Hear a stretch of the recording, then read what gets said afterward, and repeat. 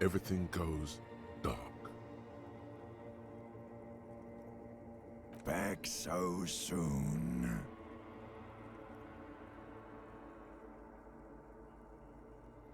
Those are mysteries of the spinal cord. The spinal cord has yet to reveal itself to you. Its mysteries are unholy mysteries. You are way cool. Cooler than the bottom of the sea. Too cool for this world. I was wrong to let you go. I should have kept you here. Is it bright where you are? Is it terrifying? Have you felt the love? It doesn't look so, sweetie. Are you okay? No, you have sustained a trauma to your lower neck. In addition, you have strained your left trapezius muscle. Pain surges down your back when you move. Ma'am, are you all right? Oh, I'm fine. He just tripped over my chair. Check on him. Sir, I didn't mean for this to happen. I'm sorry. This has always been a cop-friendly place. The drinks are on the house, okay? There were a lot of drinks on the tab. I still have to charge you for 3 nights and the broken window, though. That's 100 square. He's shaken. Barter now and he'll cave in. Okay, fine. I'll take it off your bill. Sleep in a post-apocalyptic hellhole if you want to. Just know I won't give you another room. Don't thank me yet. You still owe me 60 real for 3 nights stay. If you don't have it by tonight, I just can't let you up there. And for God's sake, watch out for yourself.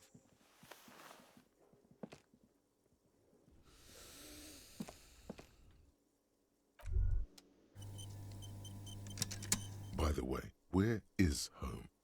The address is coming up blank, and this place sure isn't it. But you've been at this hostel cafeteria for only 3 nights. Where were you before? You had to be somewhere. Why did you say that?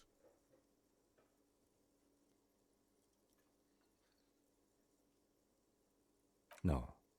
But isn't that an expression, not a place? A saying.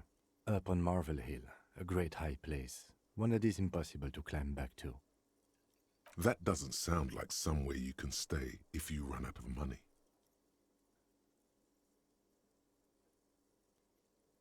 Entertain the thought when you get the time. Maybe being a hobo and a cop has its advantages.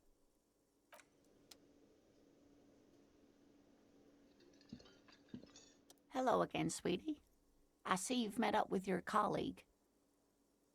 The lieutenant nods politely.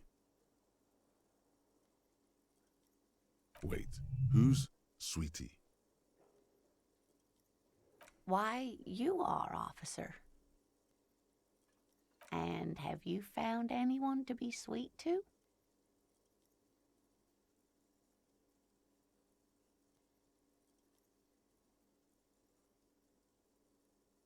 What was with that fucking wink? I see you are still grieving. Well, I won't pry. You must forgive me. I'm getting so scatterbrained. I completely forgot to introduce myself. I'm Lena. My husband Morel and I are staying with our friend Gary just down the street, but I come here for tea when they're away. This Lena is wacky enough for the motley crew. Hire her on the spot. Oh, I'm perfectly all right. I'm more worried about you. What was that? Don't beat yourself up over it too much, dear. People do strange things when the old fight or flight kicks in. I'm just glad you weren't injured. Yes, officer. You look rather dazed. Like a stunned fox. But surely things can't be that bad. Oh my. You know where we are, right? That's right. And where is the Whirling in Rags cafeteria itself located? Yes, indeed. We are in the fine city of Revachol. The new disco dancing. It seems like a lifetime ago. Much has changed, but it is still the most beautiful city in the world. A rare jewel set in the sand between the pines. Everyone says so, even foreigners. Speaking of history, you know what year it is, yes? That's right, dear. How splendid. Here, take this pen. Knowledge should always be rewarded. Her relief is palpable. She was getting pretty worried about you there, but now she relaxes her shoulders. I can tell that this is taxing for you, so I'll just ask one more question. What regime are we living under? What mode of government?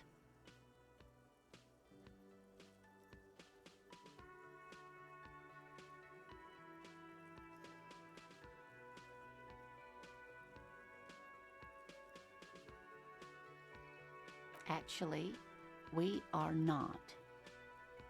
You could say that about almost any other nation, but not Revachol. Try it one more time, officer. What mode of government? Oh, no. Nothing like that, dear. Revachol is a zone of control, led by an alliance of foreign powers called the Coalition. We have almost no government of our own, and certainly not one who's horseback. Oh, dear.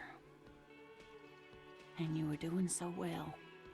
There aren't any cops in Revachol, not in the traditional sense. The status of law enforcement has been a complicated matter since the revolution. But we should stop for today, sweetie. You look like you need a break. Besides, I'm not the best person to explain the big things to anyone. She's scared now. She's realized you really are brain damaged. You were doing quite well up until the end there. It does look like you're having trouble remembering things. History and places. Remembering reality in a word. It's very odd. A sigh. The lieutenant buries his nose in his notebook. But maybe a fresh set of eyes is what the world needs. And while I'm no doctor, such bouts of amnesia are often temporary, so I wouldn't worry too much. A defeat, I'm afraid. The people of this archipelago tried to build something new, something different. The rest of the world didn't like it, so they came and ended it. This was 42 years ago.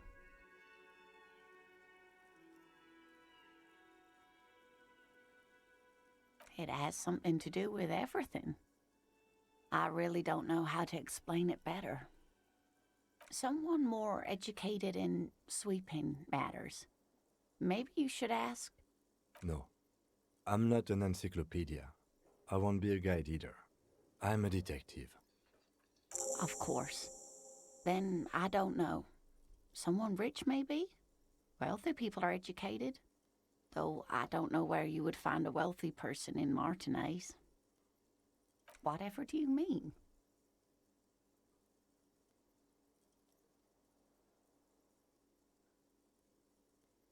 Sequence killers? Oh my. But I think you already have a partner, sweetie. A partner who needs you to help him get a corpse down from a tree. I can assure you with absolute certainty, there are no sequence killings taking place in Martinez. Now, gentlemen, no need to squabble. I wouldn't be of much use to you anyway, sweetie. Thank you, but Martinez isn't the most wheelchair-accessible place, you see. I'd slow you down. Perhaps another time. Of course, dear. Good luck with your case.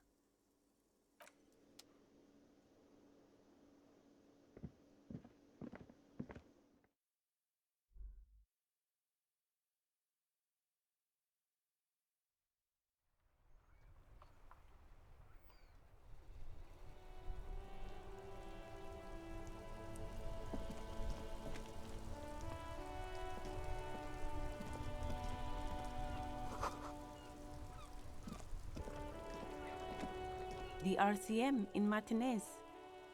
What can I help you with? We don't see a lot of police around here, that's all. Of course. What can I help you with? Me? I am just a gardener. I am pleased to meet you too, officer. Of course. Where to? Oh, that's right there, in the yard. She's relieved someone has come for it, finally.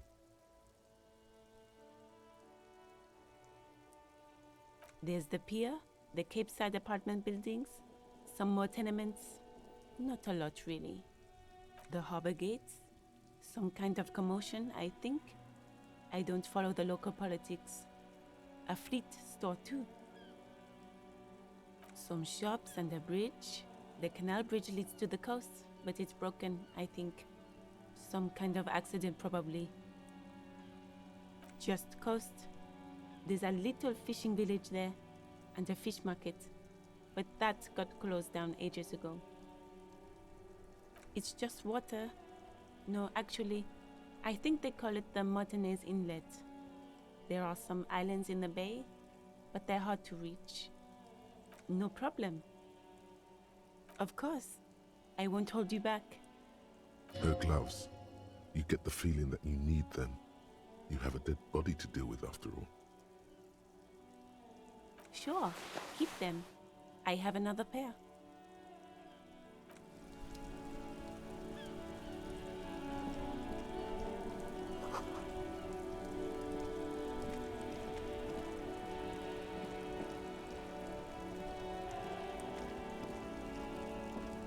Before you stands a motor carriage.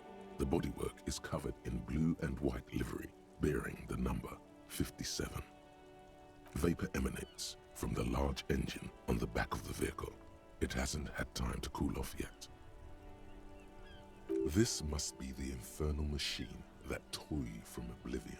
The Caprice Kinema motor carriage.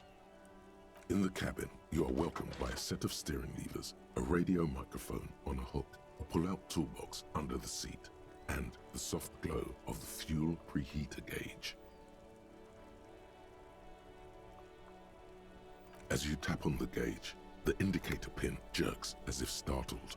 It's in the large orange sector, indicating the engine is warm. Next to the gauge is a red switch labeled heat. There's no use pressing the heat button. It won't start without the ignition key. Translation. We're not going anywhere right now. Alternative translation. Don't even think you can drive my MC. The white suede feels luxurious under the touch, and the metal clutch handle so very familiar in your palm. A metallic drawer slides out from under the seat and clicks into place. The tools inside are neatly organized. Take what you need, officer. It's going to be a long case. I'm not protective of my tools, like some men are. He's clearly a little protective of his tools. But what can you do? Work is work. It's robust, weatherproof, and well-made. Police issue, blue. Lets you see things in the dark you would otherwise miss. The pry bar feels nice and cold in your hand, heavier than you'd think. Useful for opening all sorts of doors and lids. The handles are long and sleek. Snap, snap, though the cutters in your hand. The pull-out toolbox slides back into its nest. Preheater gauge casts a warm glow on the steering levers and the radio on its hook. The frequency tableau lights up and the green button labeled Prime Line glows like a feline eye. And then you hear something. The soft purr of electrical kittens. Radio waves cast far and wide over the metropolis. A woman's voice greets you through the static. This is Precinct 57. Hello, Lieutenant. How may I assist you? Hello, Alice. Please assist our colleague from the 41st Precinct here. I'm putting him on. This is Officer Alice Demetri, Precinct 57. How may I assist you? Just a second, officer. 10-2, 10-5. This is 41st. Come in. Over. A scrawny old man sits in a dusty cubicle, smoking, with a large white rectangle sewn on his vest. In front of him is a box-shaped apparatus with an array of wires and antennas. The radio switchboard. The man uses relay code. You got this. You're a cop, and cops know relay code. 10-4, message received. 10-5, relay message. What's your status? Over. 10-18, state your message, sir. 10-9, over. 10-4, message received. This is a very serious situation. I need to 10-22 the captain. Over. Is it him? What does he want? Says he lost his badge and needs to report it. He what? He lost his badge? Who lost his badge? Dick fucking Mullen. Who do you think? It's Officer Dick Mullen from the bestseller Dick Mullen and the Lost Identity. Dick Mullen is not your name. It's the name of a fictional detective who would not lose his badge. Defend yourself. Immediately. They're laughing at you. He says this has probably happened to other policemen before him and laughs sarcastically. Oh goddamn it! Is he fucking kidding? The whole station's gonna be dicked for this. Satellite Officer Vikmar is wondering if you might be joking and adds that this tarnishes the reputation of the entire station. Over. Mullen dicked us. 10-4, I hear you, officer. I'm just going to make a note here that you are in pursuit of your misplaced badge. Over. Fuck me. Mac, come here. You've got to hear this. Dick Mullen lost his badge. What's going on? Super Cop here lost his badge. He lost his what now? His badge. He lost his goddamn fucking badge. 10-9, come again. I didn't get that. Over. New heights even for Captain Sober. Ask him. Ask him if he's lost his gun, too.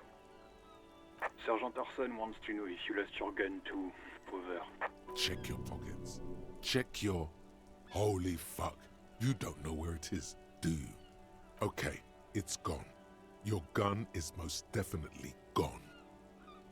10-9, come in, officer. Did you get my question? We were wondering about your gun. Over. Lying over the phone? It's easy. Just say it like it's the truth.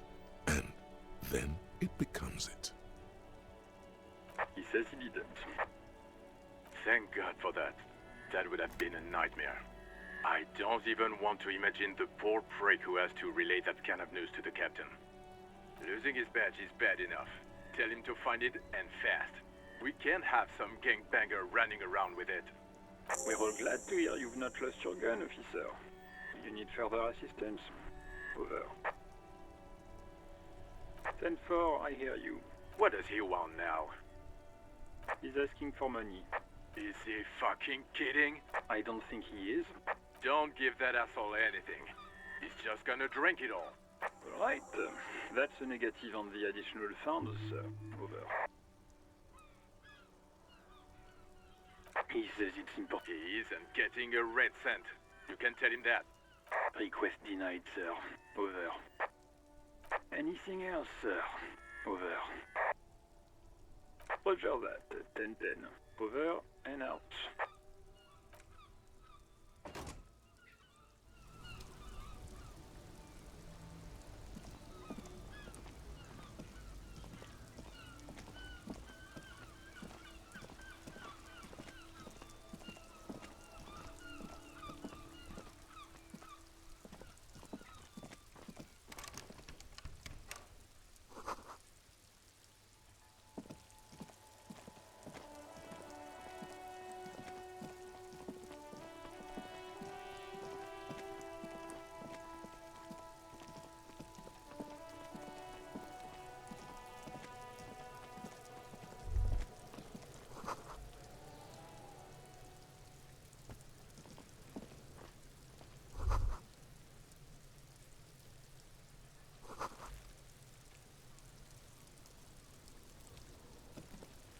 corpse looks at you with bulging white eyes. The face around them does not look human. It's swollen and ready to burst. His lips are fish-like and his tongue like a ball gag in his mouth. You seem to be holding your breath. A cargo belt twists his neck at an unnatural angle. The body below appears stiff. It's letting out an ungodly rot.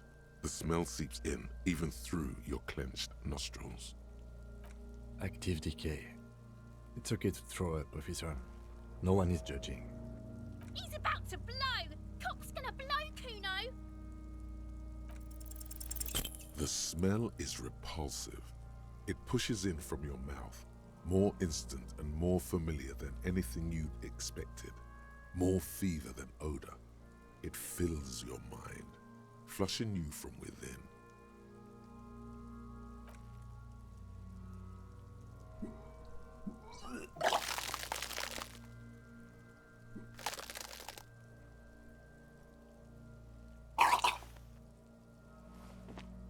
Too late. It's impossible to keep in. Your body curls and pushes it out, burst by burst, until a pool of vomit lies under your feet and your throat stings from the stomach acid. It's okay. Happens to everyone. Keep it. The hangover is clearly making this worse for you. You could use some ammonia to clear your head. If you can handle the headache, some officers use it to deal with cadaverine odor. I can't handle the headache. There is Frit nearby, east of the hostel. They usually have a small apothecary. If they don't...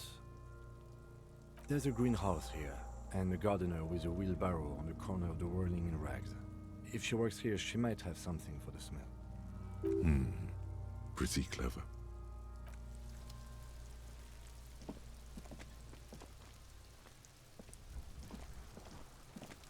There are several footprints in the mud, left by work boots. Anywhere from 6 to 12 pairs have walked here. Maybe more than 12. No, 8 pairs of boots have shuffled back and forth in the mud. 1. Standard work boot, steel reinforced toes, number 46. 2. Standard work boot, steel reinforced toes, number 44. 3. Hobnailed work boot, steel reinforced toes, number 43. 4. Standard work boot, number 45 or 46. You don't know. It's a miracle you can tell the prints apart as it is. The cold must have preserved them. 5. Another standard work boot, steel reinforced toes, number 44. 6. An aberration, light as air, even pace, same make of boot, but number 41. Impossible to tell. Could also have been an adolescent. The gait is undeveloped. You're not bad. It's as if the whole world darkens. Everything else has a thin film of unimportance on it, and the tracks burn in the middle of it, in a strange, beautiful way. 7. The glowing outline of a standard work boot, number 46, but the imprints are twice as deep as the others. The weight exceeds 200 kilograms. 8. And yet another standard work boot, number 44. There's an aberration in the pattern of the sole, however. The right sole is smoother, more worn. How many? I was pretty off then. I counted 20.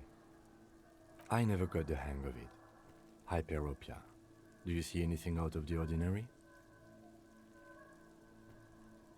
Interesting. Let's name it the old soul. Someone operating a workbench with a pedal, like a joiner at the harbor. Or maybe a drummer? A drummer only uses the right foot for the kick drum. You're right, it's stupid. Perhaps it could be a driver. A driver would wear out the right shoe before the left. The accelerator is on the right. We should keep our eyes open around the traffic jam. See whether anyone strikes out as a potential suspect. Seems prudent, no? Mm-hmm. A woman or a kid? Understood. Anything else? 200? Could it be the combined weight of two people, one carrying the other who's tied up? Let's say a heavily built worker carrying a similarly built, soon-to-be-dead man. He might be right. 200 kilograms of living weight is unlikely. Possibly, yes. But why? Yes, they could have used a makeshift stretcher or just march him up to the gallows. Even easier to carry on a stretcher, or between two men. Anyway, it's for future consideration. What else can you see? A week, maybe? 7 days would fit the time frame provided to us by the caller, who reported the hanging. It is not impossible. I pulled last week's forecast for coastal Havashol. 7 days below freezing. The day before, the day of his hanging, was the last warm day. Correct again. Sub-zero temperatures would preserve the tracks in a good state. The commotion here could have taken place a week ago. What do I think? A mob of people brought something heavy to the tree. One of them was carrying the victim. They shuffled around, especially under the tree. Then, after hoisting him up, they stood in a semicircle facing his direction. At first glance, this appears to be a lynching. Indeed, they all stood in a row here and looked at the tree. Yes, everything fits so well. Carried him over, hoisted him up, watched him hang. This is easy.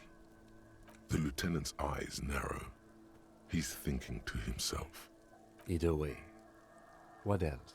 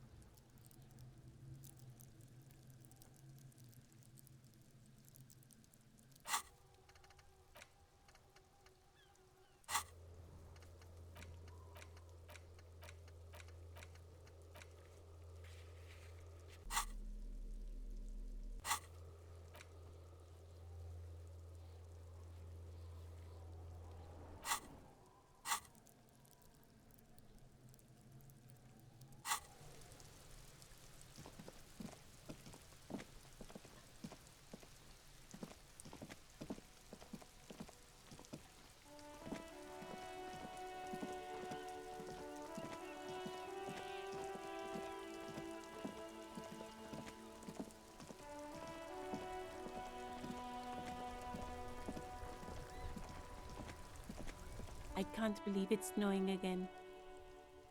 It felt like springtime just a few days ago.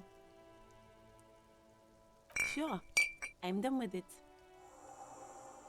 Go easy on that stuff. It gave me a terrible headache.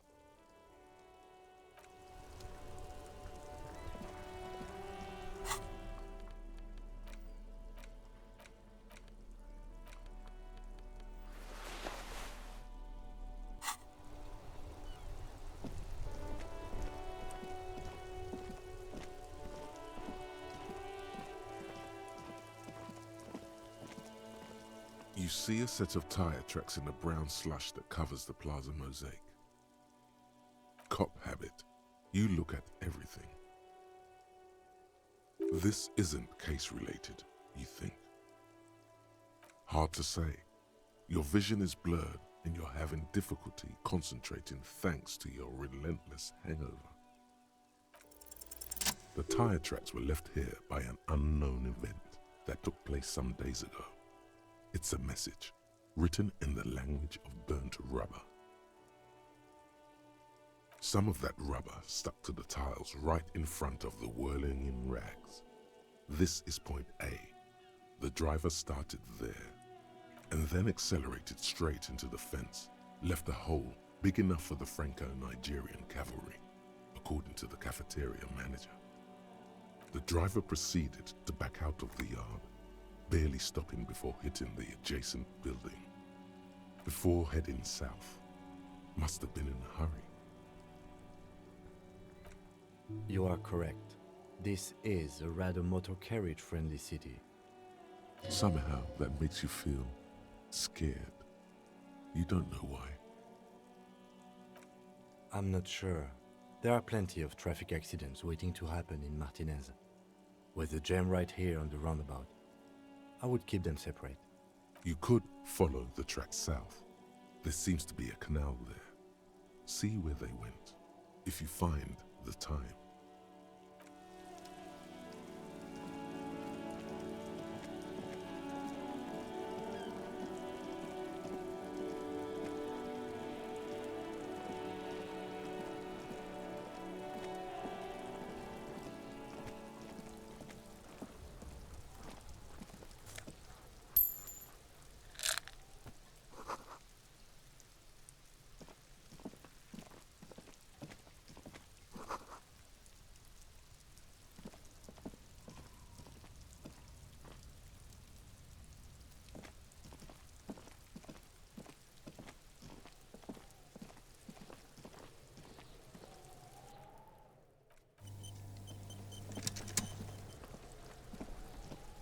There he still is, looking right through you with his white eyes. The body below is entirely dedicated to that corpse smell. Emitting it is all it does now. The ammonia only makes it worse. The second time, not so much. When the vomiting is done, your cheeks are wet with tears.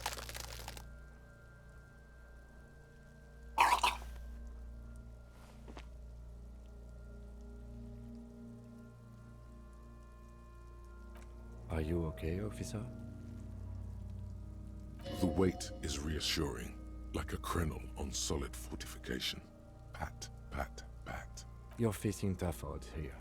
It's aggravated further by alcohol withdrawal. I've seen captains puke their guts out. It never gets easier.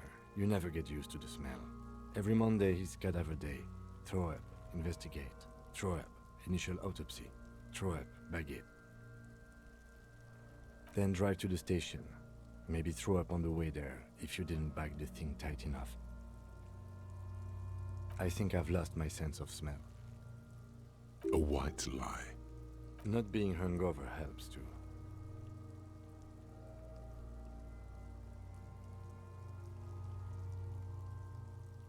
No.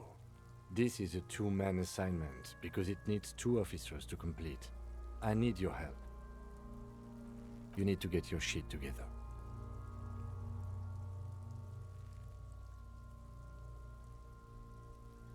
We should go talk to the locals.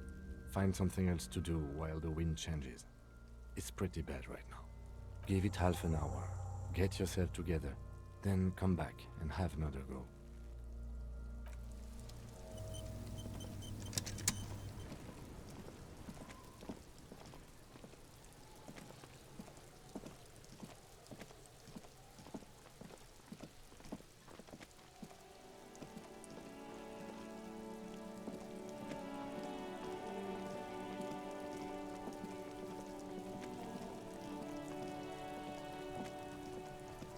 Cuno's got this! If there ever was such a thing as an ugly kid, then this is it. He's almost exquisite in his ugliness, like a gremlin.